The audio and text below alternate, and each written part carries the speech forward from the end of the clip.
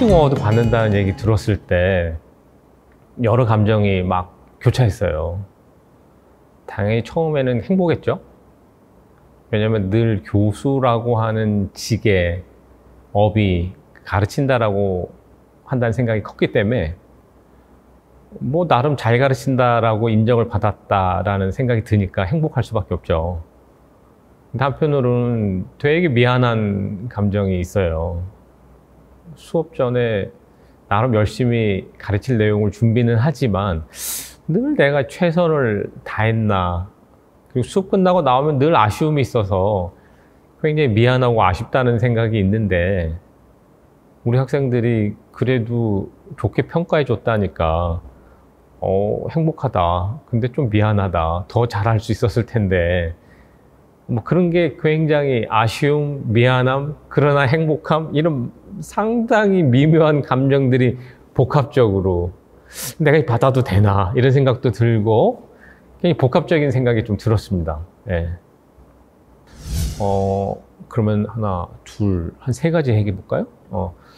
하나는 좀 오래되긴 했지만, 그렇다면 뭐 너무 오래된 건 아니지만, 이제 국제어 수업할 때 너무 재밌었는데 그 수업에 참여한 학생들이 6, 7개 나라 되는 것 같아요. 어떻게 보면 나라 수 말고 외국인이냐 내국인이라 보면 외국인이 더 많았을 텐데, 그러니까 너무 다양한 퍼스펙티브가 수업에 들어오니까, 이 교육이라는 것은 서로 가지고 있는 생각을 나누는 것도 중요한 거고, 특히 이제 한국적 맥락에서 큰 아이들은 해외에서의 여러 가지 사고, 관점을 받으면 좋잖아요. 물론 그 학생들도 마찬가지일 거예요. 너무 재밌었는데 차이점도 좀 있는 것 같았어요. 교수가 수업이 이렇게 말이 끝나자마자 왜 외국 학생들은 자동으로 손이 들어오고, 이거는 뭐 시키지도 않았는데 막 얘기를 쏟아내는데, 늘 우리가 교과서처럼 얘기하지만 우리 한국 학생들은 가만히 얼굴을 보면 머릿속에 생각이 무지 많은데 이게 여기로 나올 때까지가 힘들잖아요. 그래서 그런 걸 서로 좀 배웠으면 좋겠다 하는 생각이 있었고, 그게 제일 생각이 많이 나오고, 우리 학생들도 적극적으로 수업에 인게이지 할 수 있는 게 뭘까, 이게 너무 고민도 많이 됐고 잘 해줬으면 좋겠다 생각이 들었고요. 또 하나는 발표를 많이 시키잖아요. 발표를 가만히 시켜 냅두고 바라보는 것은 저는 교육자로서 책무를 다하지 않는 거라고 생각이 들어서 적극적 코멘트를 하는 편인데, 또 평가도 교육의 일환이라고 생각을 해서 발표할 때는 동료 평가를 많이 시켜요. 이렇게 평가 루브릭을 만들어서 저도 한 장, 학생들도 한 장. 그러면 자기 시간에 발표하는 것만으로 가만두는 게 아니고 다른 학생 발표 보면서도 평가를 할 수 있으니까. 근데 평가 루브릭을 만들 때 내용도 있고 저는 형식도 중요하다고. 내용은 당연히 수업 준비할 때 제가 이런 얘기를 해요. 요 수업, 요 테마에 대해서는 나도 학생도 너를 믿고 있는 거니까, 그건 우리 간의 신뢰니까, 최종 목표는 학습을 하게 만드는 거니까, 영어로 하면 이 주제는 너희 조가 완전히 커맨드 해가지고 교수 못지않게 학생들에게 학습을 시켜줘야 되는 것. 그렇지 않으면 우리 간의 신뢰를 해치는 거잖아요. 이게 첫 번째고, 두 번째는 앞으로 이 학생들이 계속 발표에, 저는 인생은 죽을 때까지 발표의 연속이라고 생각을 해요. 남학생들은 군대 가서 발표할 거고, 여학생도 취업할 때 하여튼 계속 발표하게 되기 때문에 발표 형식도 중요하다고 생각을 해요. 시선 처리 어떻게 해야 되고, 학생들을 어떻게 인게이지 시킬 것인가, 맨 처음에 인트로덕션부터 클로징까지 기승전결을 어떻게 가져갈. 근데 의외로 그런 코멘트 해줬을 때 학생들이 되게 고마워하는 것 같았어요. 제가 그런 코멘트 나중에도 많이 받았는데, 발표하는 자세, 방법까지 코멘트 해줘서 너무 고마웠다. 근데 그 와중에 기억나는 거는 되게 열심히 준비했나 봐요. 끝나고 나서 지금 어디 취업하는 여학생인데 막 우는 거야. 근데 그 마음은 이제 이해가 되는. 너무 잘하고 싶었는데. 근데 학생이 뭐 100% 잘할 수가 있나요? 근데 잘하고 싶었는데 잘 안 됐을 때 그 속상함. 그때 저는 한편으로는 조금 좋긴 좋았어요. 이 학생이 나를 그냥 지나가는 교수로 생각은 하지 않은 것 같다. 그러니까 좀 잘해보고 싶은 욕심이 있었으니까 속상했던 거 아니겠어요? 그래서 야, 더 잘해야 되겠다 제가.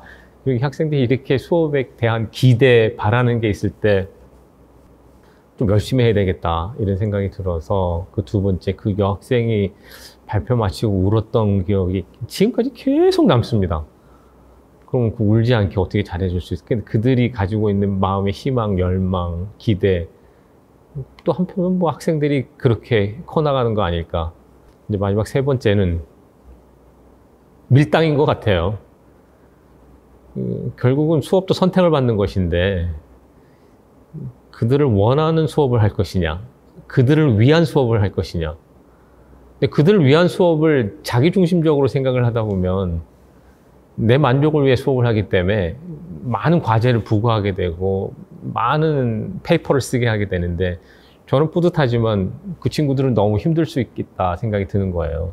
그럼 어떻게 이렇게 타협 또는 균형점을 찾아갈 것인가, 이거는 앞으로 계속 숙제인 것 같아요. 그들이 원하는 대로만 해가지고는 제 생각에 학습은 안 일어날 것 같고, 제가 원하는 대로만 한다고 해가지고 바람직한 것 같지도 않고, 이거는 지금 상을 받았긴 했지만 앞으로 교수가 끝날 때까지 영원히 계속돼야 되는 밀당이자 과제인 것 같다. 뭐 그런 생각이 들어요. 가르친다. 일단은 가르치려면 가르치는 자가 배우는 자보다 그 분야에 대한 지식과 경험은 많아야 될 것 같아요. 과거에 자기가 배운 지식 가지고 지금 막 잘하는 학생들한테 우려먹는다고 할까요? 그건 진짜 무책임한 것 같아요. 그렇게 가르치는 거는 본인도 굉장히 공부를 많이 해야 되는 거예요. 근데 똑같은 수업을 매 학기 해도 계속 공부를 하게 되는 것 같아요. 자기 스스로 만족을 할 수 없나 보죠. 하여튼 가르치는 건 굉장히 자기 스스로 공부를 많이 해야 된다는 게 하나가 있고, 두 번째는 진정한 의미의 학습이 일어나게 하는 게 목표. 그러니까 이 수업의 목적이 뭘까? 어떤 학습이 일어나야 할 것인가를 끊임없이 생각해야 될 것 같아요. 그러니까 이 수업이 끝나고 나면 그 학생에게 남는 게 뭘까? 근데 결국은 교육학과 학생들이라면 끝나고 나가서도 교육학과를 졸업했다고 하는 일종의 뭐라고 합니까? 레떼르라고 합니까? 이 계속 따라다닐 텐데, 제가 늘 그런 말 하거든요, 수업 시간에. 그래도 너 나가면 어느 교사가 안 되더라도 어느 장면을 가더라도 교육학과 졸업했지라고 하면서 교육학적 관점을 물어볼 텐데, 그거를 내 수업을 통해서 길러지고 있느냐, 아니면 적어도 자기가 그런 상황을 맞이할 거를 생각하면서 이 수업에 참여하느냐. 저는 그게 굉장히 중요하다고 보거든요. 다른 경제학, 경영학 또는 문과적 과목은 그 나름대로의 엑스퍼티즈를 기를 텐데, 교육학과를 졸업했으면 교육에 대해서 또 이 주제에 대해서 뭔가 할 말을 할 수 있게 길러주는 게 중요하겠다라는 걸 계속 강조를 해요. 또 그런 면에서 학생들이 좋아하는 것 같아요. 근데 그건 굉장히 영원한 숙제인 것 같아요. 저의 업이기도 하고. 예. 언젠가 회의를 하는데 우리 집단의 약간 고참 교수라고 할까요? 이분이 이런 주제를 던졌어요. 내가 유럽을 방문하고 다니고 있는데 유럽에서 수업 과목을 보니까 소위 얘기하는 그 디서플린 중심으로 하는 게 아니고 디서플린을 현재의 이슈하고 묶어서 수업을 가리키더라. 그건 저가 굉장히 깊이 와닿았어요. 그러니까 교육행정 가르치는 선생이기 때문에 교육행정학 이런 걸 굉장히 오소독스하게 강조를 했는데, 그게 아닐 수도 있겠다. 지금을 살아가는 학생들이기 때문에. 그래서 그때쯤에 막 화두가 된 게 정의와 공정이라는 게 화두가 됐는데, 알다시피 이 사회에서 정의와 공정하면 떠오르는 게 교육정책, 입시정책, 평준화정책, 다 그런 거잖아요.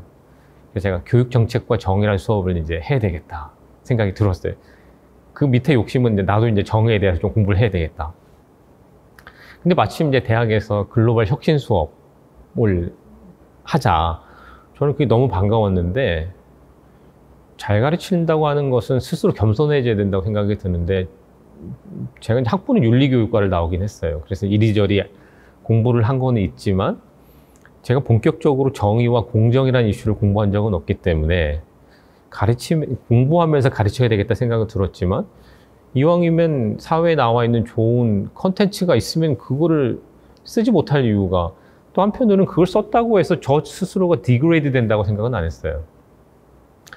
근데 뭐 당연히 마이클 샌들이라고 하는 걸출한 수업이 있기 때문에 화요일, 목요일 수업으로 나눠가지고 화요일에는 마이클 샌들의 그 챕터별로 여러 관점이 나오잖아요. 뭐 공리주의, 자유주의, 이성주의, 아리스토텔레스의 미덕주의, 그 챕터별로 쭉 가리키는데 마이클 샌들 강의를 열심히, 저는 컨텐츠뿐만 아니라 학생들에게 원한 건 뭐냐면, 소위 얘기하는 하버드라고 하는 대학에서 교수와 학생이 수업하는 방식에 대해서 좀 알았으면 좋겠다 이런 느낌도 있었어요. 적중은 한 것 같아요. 제가 농담 반으로 왜 우리는 하버드가 될 수 없는 거지?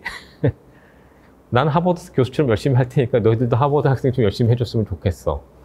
그래서 화요일은 마이클 샌들 강의를 보여주고 제가 해석한 비디오를 또 올리고 두 편을 보고, 목요일에 만나가지고 토론을 하는 수업을 했는데 너무 재밌는 거예요. 마이클 샌들 얘기도 끌어오고, 당연히 저는 저대로 또 공부를 해가지고 해석해서, 마이클 샌들은 이론 중심, 관점 중심, 미국 중심 아이디어이기 때문에 저는 한국 맥락, 또 교육학 맥락에서 풀어줘야 되기 때문에 당연히 노는 건 아니더라고요. 그래서 두 개의 비디오를 올려놓고 화요일은 토론을 하고, 그런 수업이 너무 재미있었고요. 이미 잘 세팅된 컨텐츠가 있었기 때문에 제 에너지를 딴 데 또 쏟을 수 있었던 것도 있었고, 그런데 이제 또 공부를 또 많이 해야 되겠더라고요. 교육정책과 정의 수업은 몇 학기째 하고 있는데 늘 봐도 아리스토텔레스는 어려워요. 근데 또 한편으로는 모르면서 아는 척 하는 건 굉장히 이게 죄의식이 있는 거잖아요. 근데 교수가 알량한 자존심이 있어가지고 또 어디 가서 물어보는 건 또 싫어한단 말이에요. 또 앉아가지고 차 타고 왔다 갔다 하면서 계속 유튜브 아리스토텔레스 다른 거 들어보고, 그리고 제가 배우는 거예요. 그 교각상장이라는 말이 맞는 것 같아요. 갈수록 저도 아리스토텔레스도 잘 알게 되고 벤담도 잘 알게 되고, 옛날에 학부 때 칸트 공부했던 기억도 나고, 존 롤스 공부 많이 했으니까 기억도 나고, 아, 저도 배워가는 거구나. 학생도 배워가고. 그래서 글로벌 혁신 수업이라는 게 저는 굉장히 좋은 수업이고, 우리 대학뿐만 아니라 그러니까 굉장히 수업을 효과적이고 효율적으로 하는 수업인 것 같거든요. 확산됐으면 좋겠다 생각이 들고, 전 제 나름대로 그 취지를 해석해서 하고 있는 것 같은데, 앞으로도 계속 잘 해보려고 하고 학생들도 좋아하는 것 같아요. 글로벌 혁신 수업 너무 좋은 시도 같습니다.